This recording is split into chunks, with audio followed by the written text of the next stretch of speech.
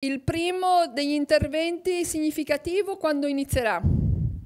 La settimana prossima diversi interventi sono già cominciati. Il primo intervento significativo per i nostri esercizi commerciali e non solo, per le attività, per le persone che lavorano al Porto Carlo Riva, sono il Molo Duca degli Abruzzi. La settimana prossima inizierà il ripristino a carico del Porto Carlo Riva. In quell'area peraltro c'è un'imbarcazione di grosse dimensioni affondata che dovrà essere rimossa. Anche in questo caso avete trovato un accordo con gli assicuratori? La barca si chiama Lady Sail, abbiamo trovato con molte difficoltà degli accordi e la barca verrà rimossa nei prossimi giorni. È iniziata già la fase di demolizione di questo importante natante. Per quanto riguarda le altre imbarcazioni, quelle almeno visibili, c'è una previsione di tempo per la rimozione?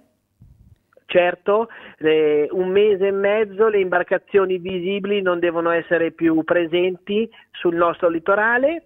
Questo è fatto in collaborazione con la Capitaneria di Porto, che colgo l'occasione di ringraziare. Di conseguenza noi stiamo lavorando tanto sulle tempistiche. È molto importante il cantiere del San Francesco, che deve essere riaperto per tentare la scommessa dell'apertura della strada per il periodo pasquale. Per la zona di San Michele di Pagana invece quali sono le previsioni?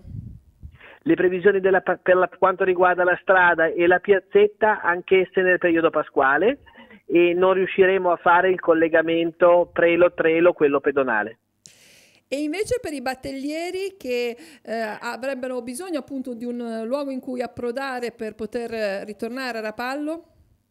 Stiamo lavorando per delle soluzioni alternative, magari non nel tradizionale molo, ma in un altro punto del porto. Si sta lavorando con un progetto per fare in modo che riescano ad entrare per le loro problematiche, che sono il pescaggio, ma ci sono buone possibilità di ritornare alla normalità anche in quello.